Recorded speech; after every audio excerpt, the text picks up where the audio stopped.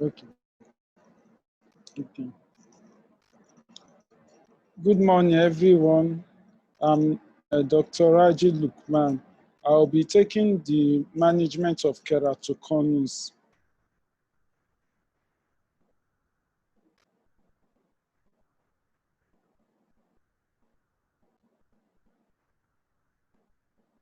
So I'll adopt the following outline: introduction, etiology, associations, classification, clinical presentation, and treatment. Keratoconus is the commonest primary ectasia. It usually occurs in the second decade of life and affects both genders and all ethnicities. The estimated prevalence is 1 in 2,000. The hereditary pattern is not prominent or predictable. There are usually family histories reported in 6 to 8% of cases. It is usually bilateral and symmetric. It is usually characterized by localized corneal thinning, which leads to protrusion of the thin cornea. Corneal protrusion now leads to eye myopia and irregular astigmatism, affecting the vision. The disease has been found to develop earlier and later in life. It typically progresses up to 4 decades, which usually now stabilizes thereafter. The etiology of keratoconus is unknown. Some of the suspected causes include trauma to the cornea from excessive eye rubbing, chronic eye irritation, poorly fitted contact lenses. All of this leads to inflammation that now destroy the collagen fibers, that now leads to thinning of the cornea, that gives rise to irregularity of the cornea. The patient comes down with keratoconus.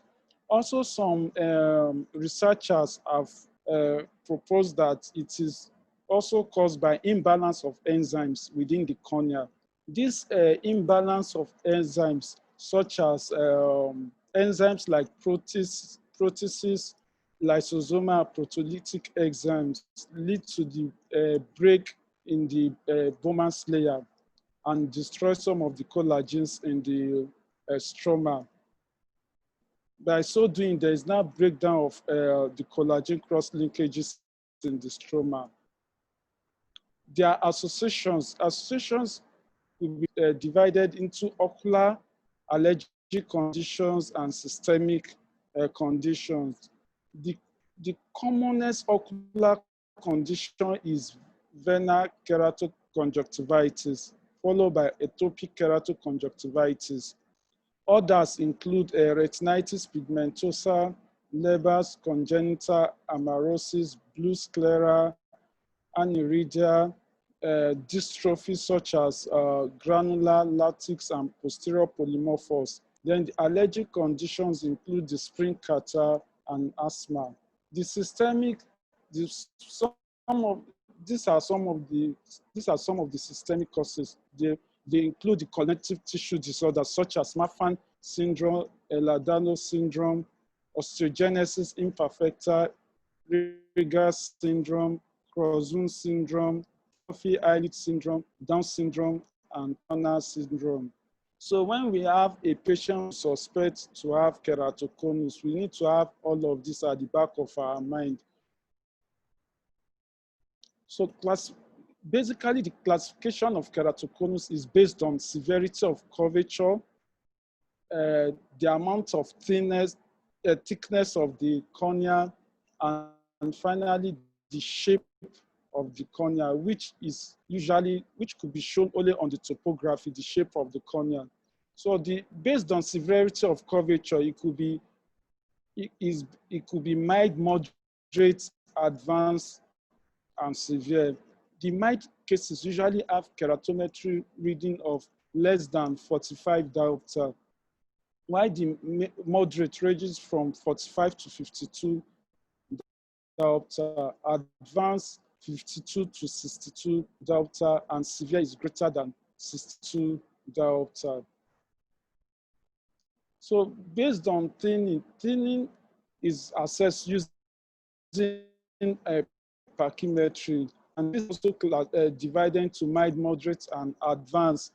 In the mild keratoconus, you have thickness of greater than 500 micrometer. Ideally, the average thickness of cornea should be around 555 micrometer. But anything greater or equal to 500 micrometer, patient has mild keratoconus. Moderate keratoconus is the thickness of 300 to 500 micrometer. Advanced keratoconus is a thickness less than 300 micrometer.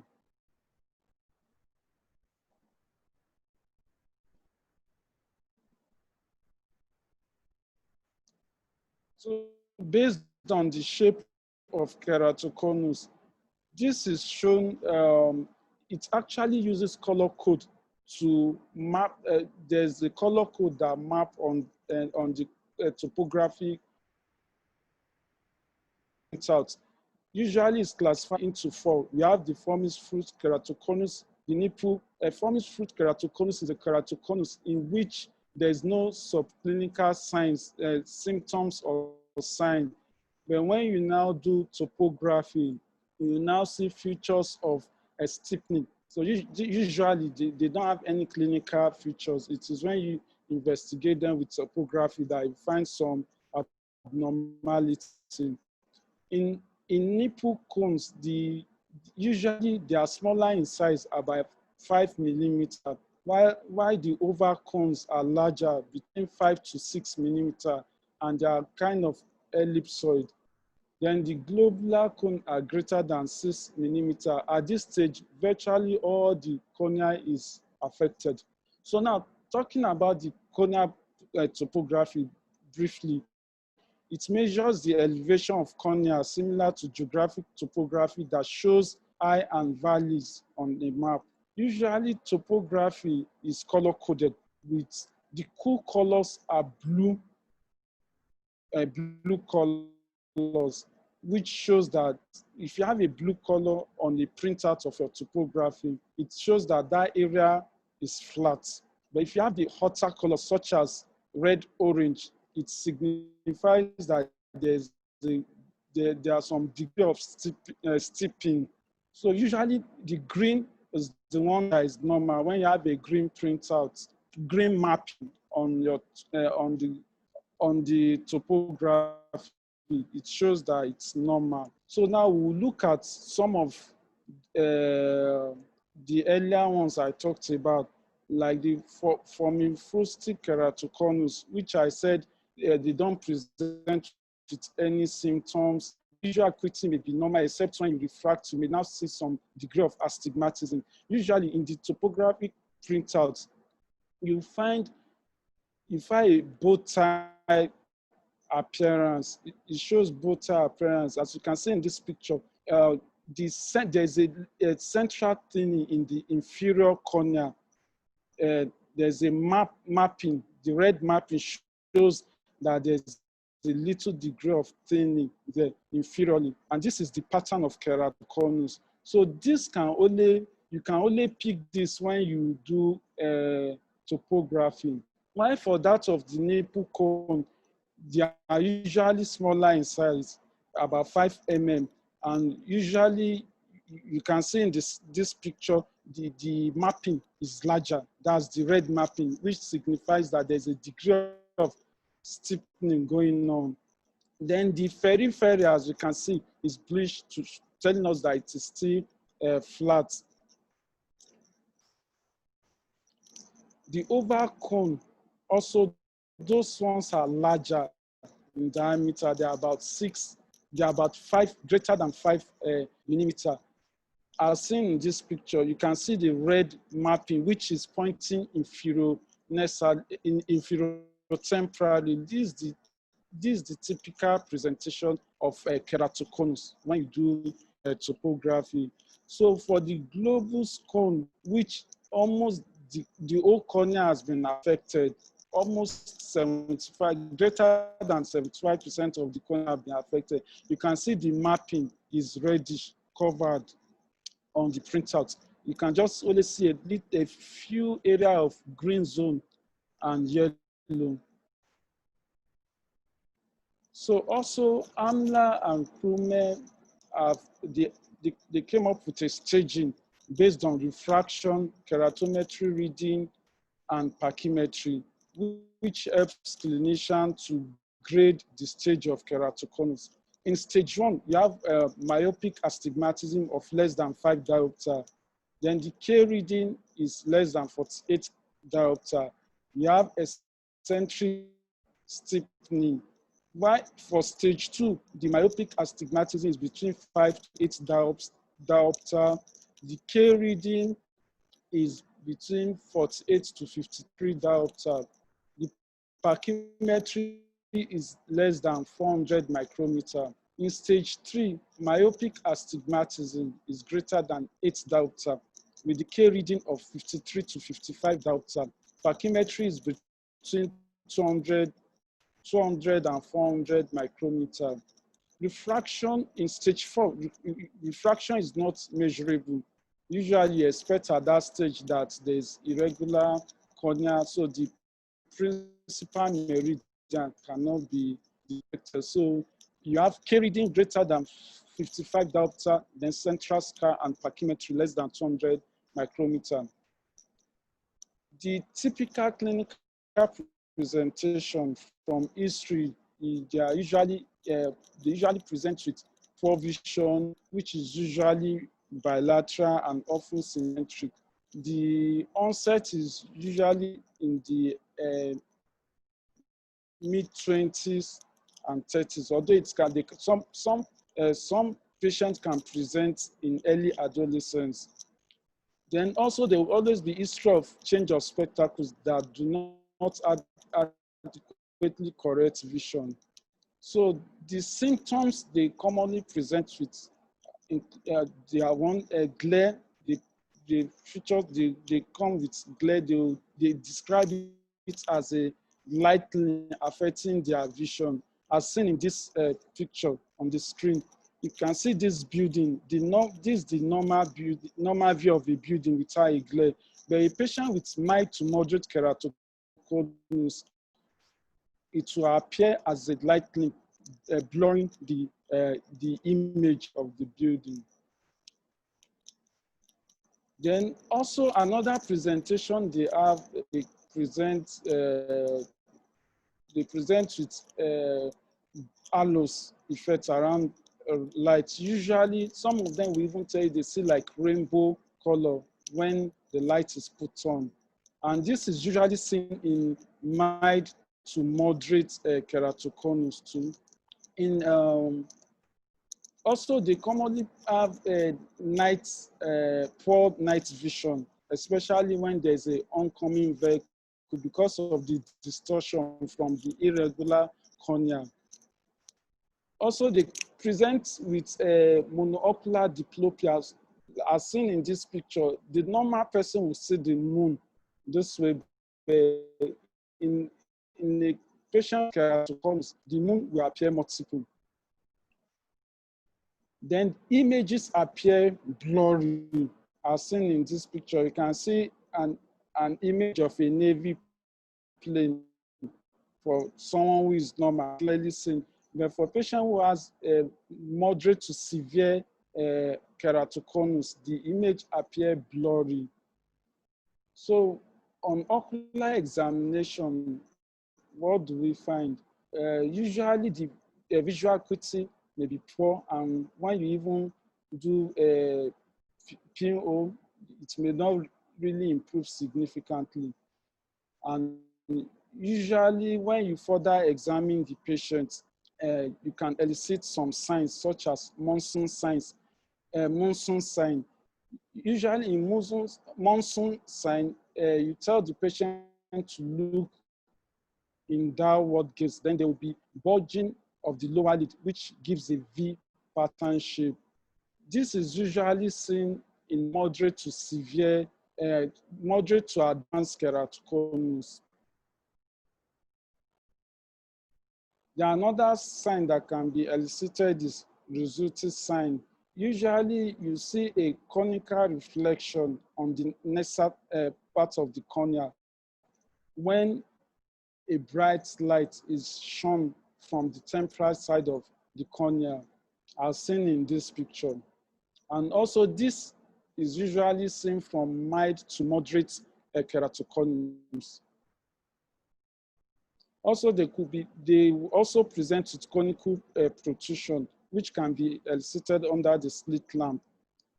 So this is what the picture will look like. Then for both striae, most patients present with this when they have mild, moderate to even severe keratoconus.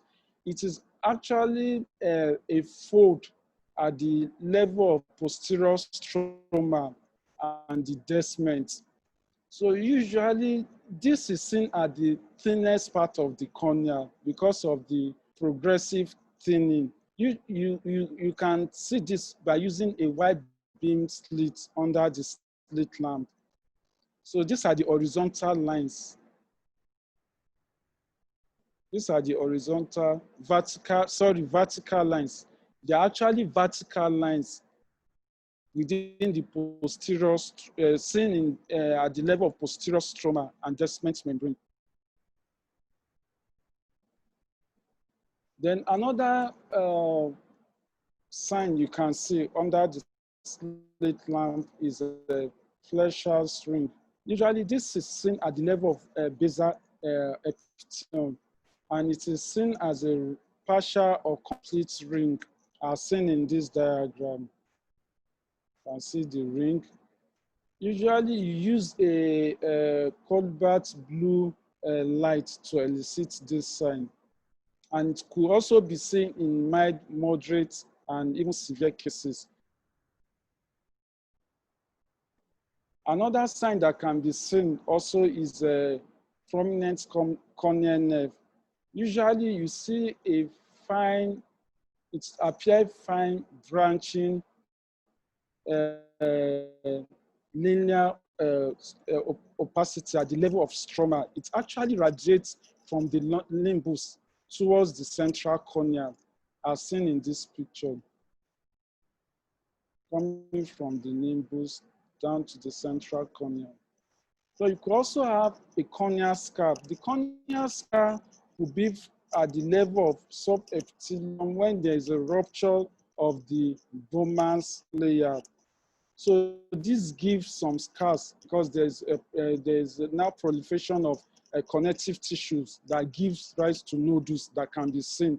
And in some cases, you could also have a rupture at the level of stroma, at the level of descent membrane, which now permits the influx of aqueous into the stroma and now cause corneal opacity. This is called corneal eye drops.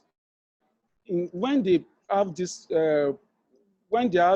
problem, they usually present with redness, pain, and photophobia, and sudden loss of vision. So usually diagnosis of a keratoconus is clinical. There are some clinical tests which you can do. You are not required to do a laboratory test to confirm the diagnosis. You can use a placebo disc, a direct ophthalmoscopy, retinoscopy, keratometry, pachymetry, and corneal topography.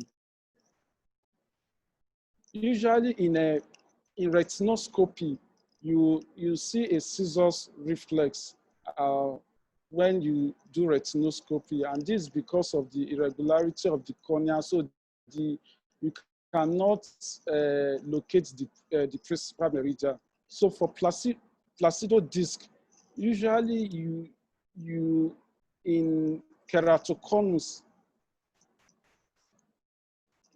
you use placebo disc, you use the disc on the cornea, and there will be an external light which projects to the cornea. So you want to look at this ring, this alternating black and white ring. You want to see the pattern on the cornea. So you have an image when this is projected onto the cornea at about 1 meter from the patient. So the likely images you can see is it could be ovoid. When it's ovoid, it signifies that there's an astigmatism. Then if it's circular, it could be normal, as you can compare with the placebo disc with this one that it's normal. Then for keratoconus, there will be an uneven spacing of the ring, especially inferiorly. The central ring may show a teardrop configuration, also known as keratokyphosis. This is a picture showing oil droplets sign when you do a direct ophthalmoscopy.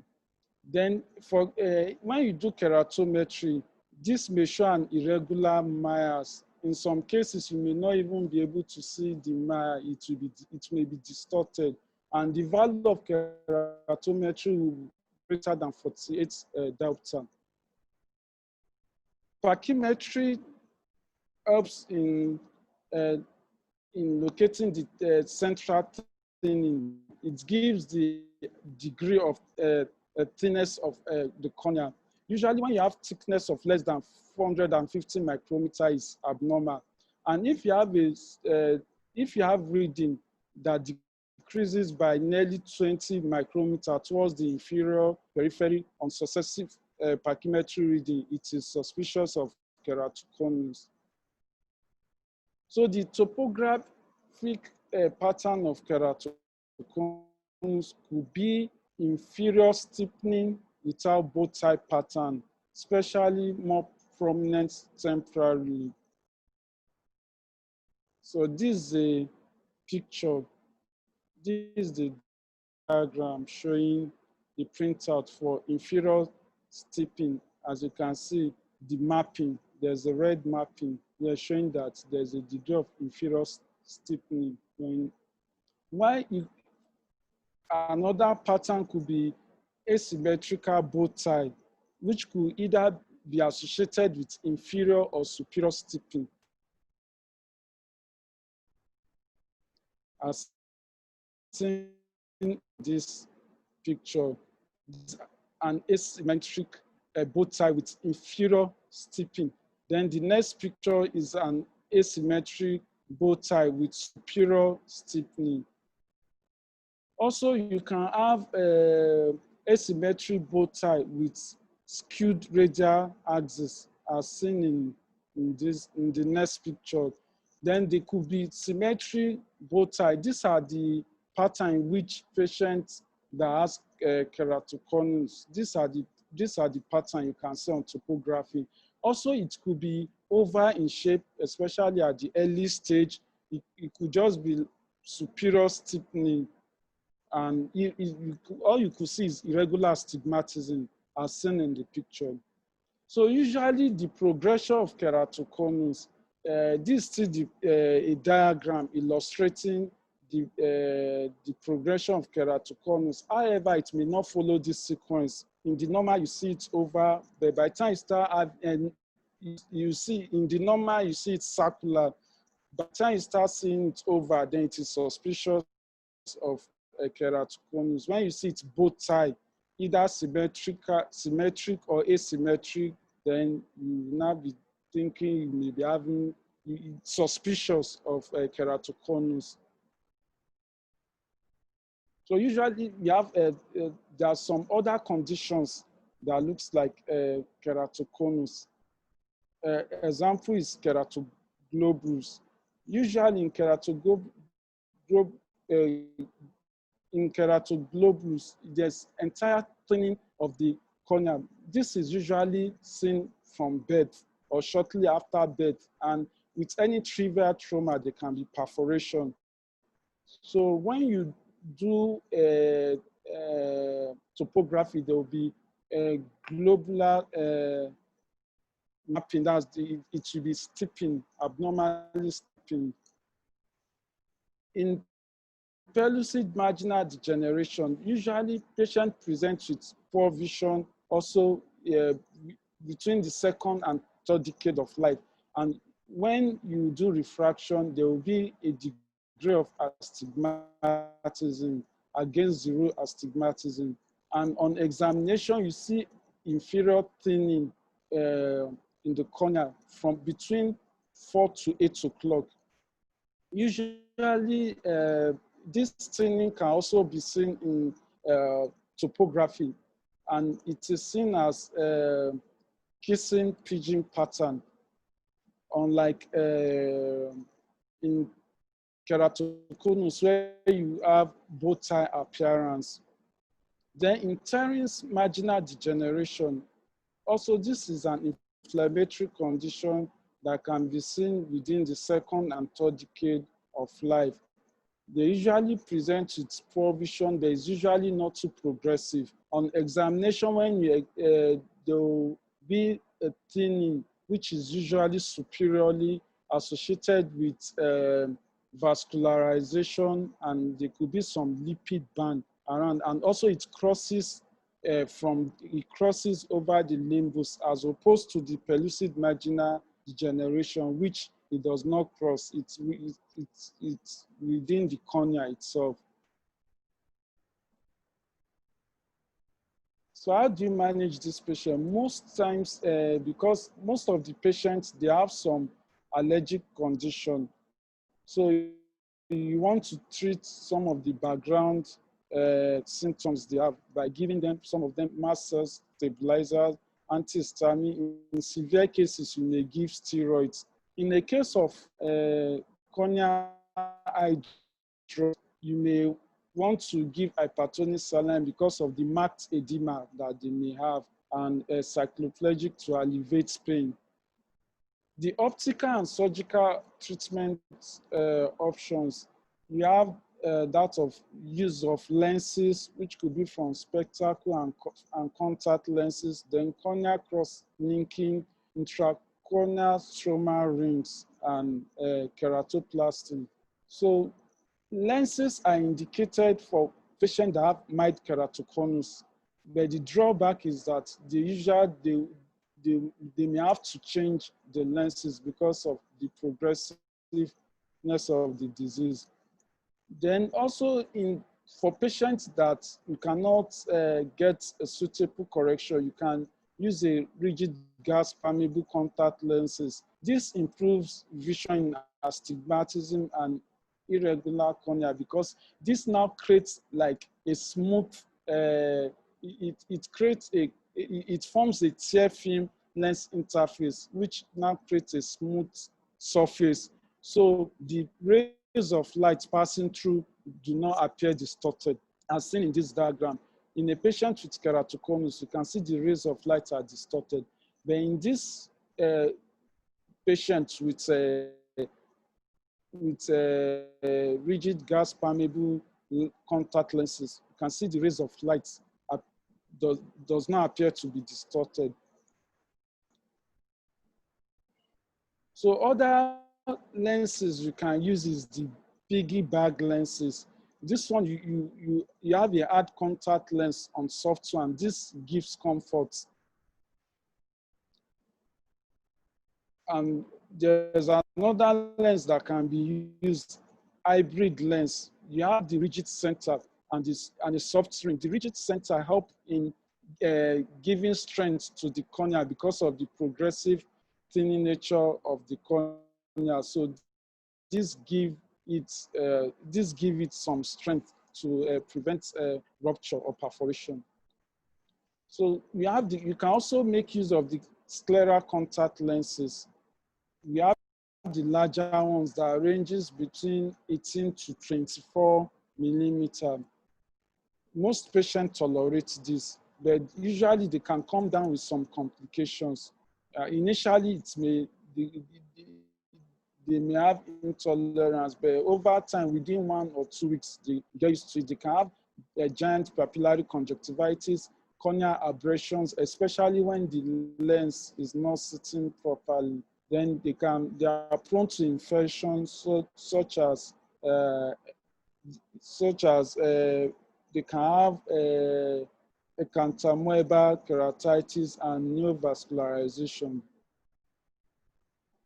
This is the picture showing the type of scleral lenses that can be used, the diameter.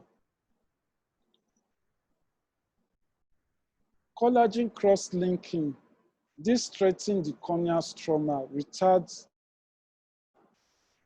and even halts keratoconus. It is indicated in patients that have progressive keratoconus, patients that are less than 35 years, and visual acuity of about 20/25. That's about 6'9".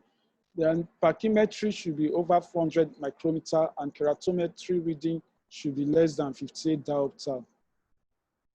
It is contraindicated in pregnancy and breastfeeding mothers. And visual acuity,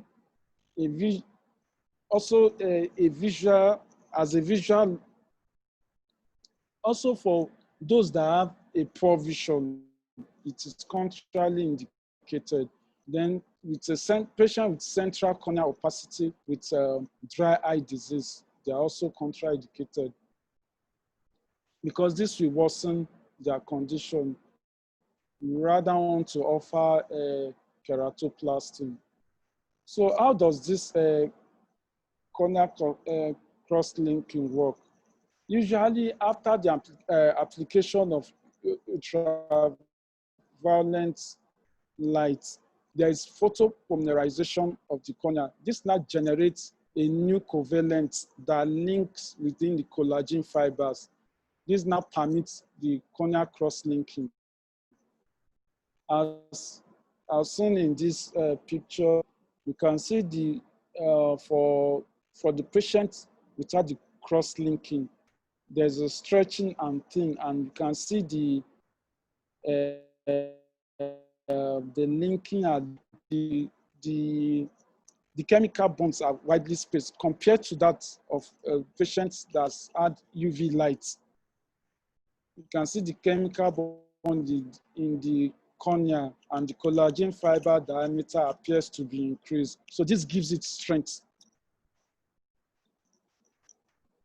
So how do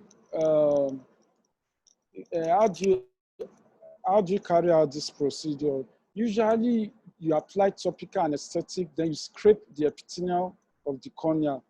Then this you are scraping to enable saturation of isotonic and riboflavin within the stroma. Then you continue instilling this drop 2 minutes for about 30 minutes. You continue instilling 2 minutes for like 30 minutes. Then if you want, for you to be sure that the stroma is adequately saturated, you examine the patient under the slit lamp. And this is the picture you see. Then finally, when you do that, patient now undergo ultraviolet radiation at 5.4 joule per centimeter squared. Finally, after the treatment, you start a bandage contact lens, which after 2 to 3 days you remove. By then there would have been reepithelialization. Then you can also give prophylactic antibiotic and corticosteroid and oral non-steroidal anti-inflammatory. So for patients with mild to moderate keratoconus that cannot be corrected with spectacles, you can offer them intracorneal ring segments. Usually this acts as a passive spacing and passive spacing agent which flatten the cornea. It is usually made of polymethyl methacrylate. The amount of correction depends on the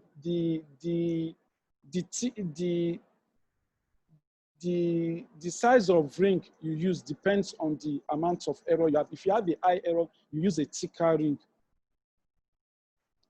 So what are the indications?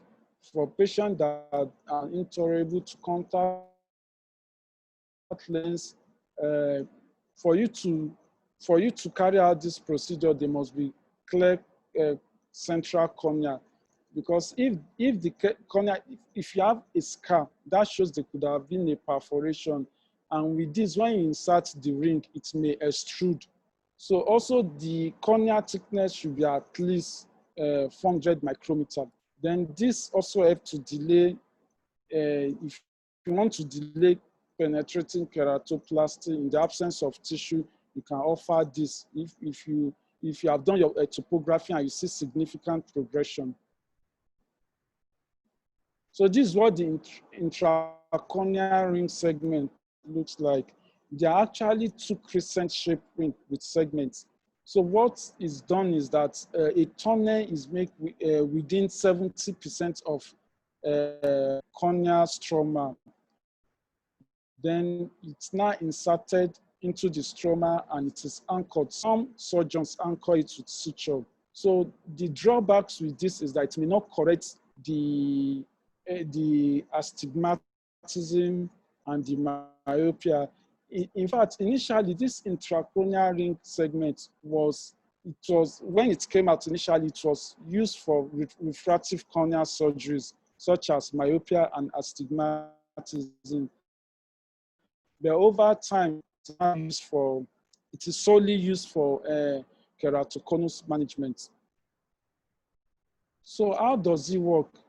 When you insert the ring, it shortens the arc of anterior corneal surface. Then it reduces the irregularity, thereby reducing corneal distortion by flattening the steep areas of the cornea. So the complications, like I said earlier, will be under correction. When you have under correction, you can also insert a scleral lens or rigid gas permeable contact lenses. And they could also be overcorrection and migration of rings, especially when you carry out in patients that have thin cornea. Then it can also, there could be extrusion from progressive thinning. Then there could be new vessels formation because this acts like a foreign body. Then this can also aggravate the glare and halos which patients can come down with. So also you can offer superficial therapeutic keratectomy. This is usually offered for patients that have ruptured basement membrane, that have scars from proliferation of connective tissues. So there will be some nodules, so you can actually excise these nodules. Then it may improve. Also, when you do that, it now helps in the sitting of the corneas on the corneal surface, and this can help to delay corneal transplants. The Bowman layer transplantation, this is a new surgical procedure. It is also known as anterior limiting lamina. Usually, it is indicated for patients that don't have advanced keratoconus. For patients that have corneal eye drops, it is contraindicated. So what you do within the mid-stroma, a pocket is created, and it's now an air is injected. Then the Bowman's layer is removed and replaced by a donor Bowman layer graft. Then this flattens the cornea and make the contact lens wear more comfortable. So for patients that also you can offer deep anterior laminar keratoplasty. This is the preferred surgical option for keratoconus without eye drop, because this we are going at the level of the stroma and descent membrane. So the cornea is removed to the depth of posterior stroma, and the donor button is sutured in place. The technique requires less recovery time and poses less chance of corneal graft rejection or failure. The common complications you have include vascularization, haziness of the graft. Then penetrating keratoplasty has a success rate of about 90%. In this procedure, the keratoconic cornea is prepared by removing the central part area of the cornea, usually vitrifying between 8 to 8.5 millimeter of the cornea, and a full thickness cornea button is sutured in its place. For some, also give contact lens to reduce the amount of myopia and astigmatism after the surgery.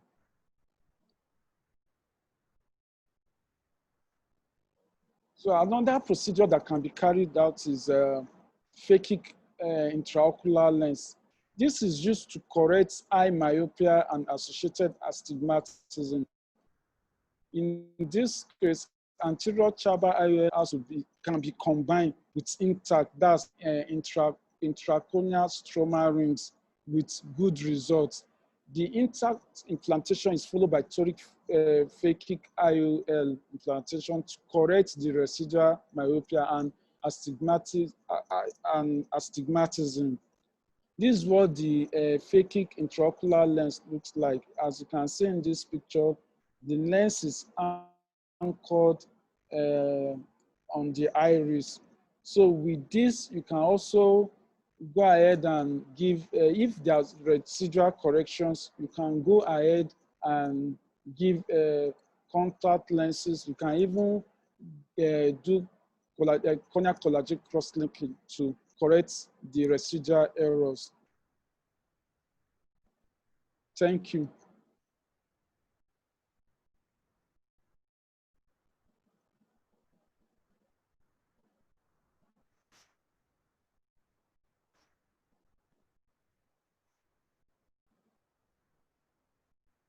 So now the floor is open for questions.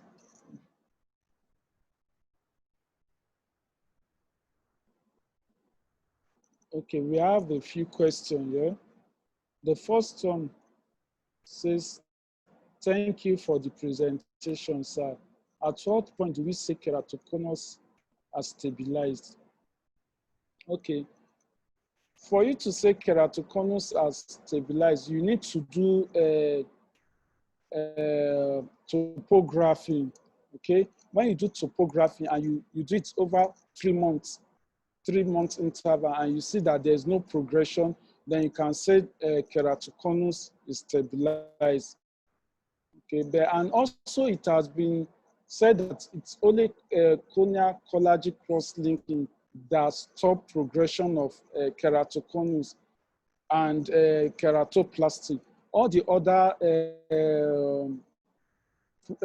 other treatments offer, there could still be some progression.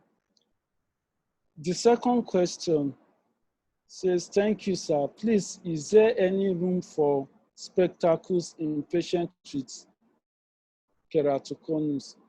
Yes, there's room for spectacles in, for patients that have keratoconus. At the early stage, you can use spectacles. But with time, with progression, there will be irregular astigmatism and spectacles will not be able to correct. So you have to fall back to rigid gas permeable contact lenses or scleral lenses. And even with time, that may not suffice. You may have to give intracorneal stroma rings or do collagen cross-linking. Then the third question says, thank you for the presentation regarding intracorneal segment ring. If they are not effective for their astigmatism, what benefit does it render in keratoconus? Yeah, okay. It's beneficial because what it does is that even if the vision does not improve, when you put the ring, it flattens the cornea and you can now put a bandage contact lens, then patient vision may improve. But when you do this and it does not improved, and you have also done collagen, corneal collagen cross-linking. There's no improvement, then you have to fall back to keratoplasty. The next question, thank you for the presentation. Just want to know the difference between keratoconus and keratoglobus. Okay, in keratoconus, what you have thinning that starts inferiorly and inferiorly that goes centrally. Why? And usually you have other signs of Vogt triad, you have Fleischner's ring, and yes, and conical, apical, you have thin scars. In keratoglobulus, you have generalized thinning. You have generalized thinning, you don't see Vogt triad, you don't see Fleischner's ring, and they can easily perforate. And usually in keratoglobulus, they present at a very early age, shortly after birth, unlike keratoconus that you see it in second or third decade of life.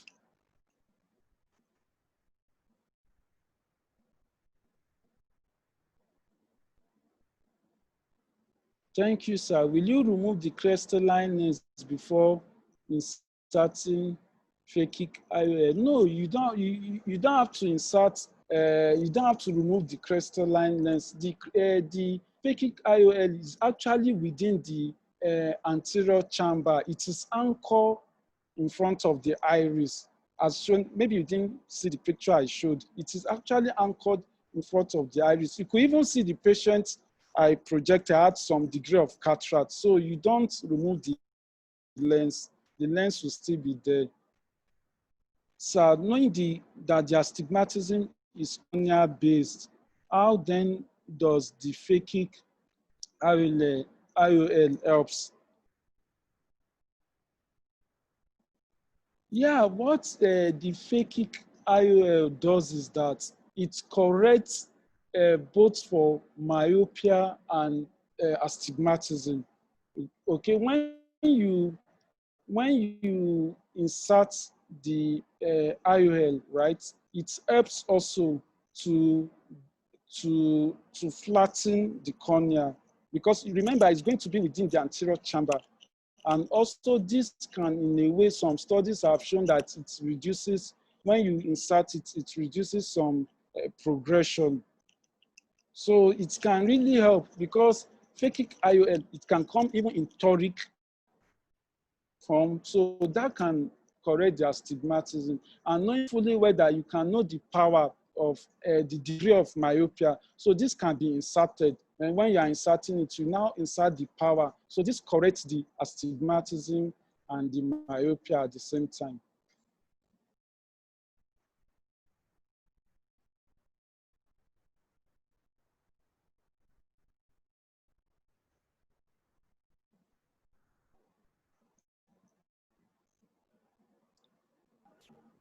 So there's one question on the chat.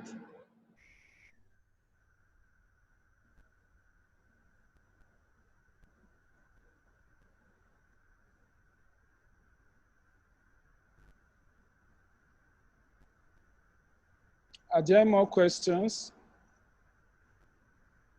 or any clarifications?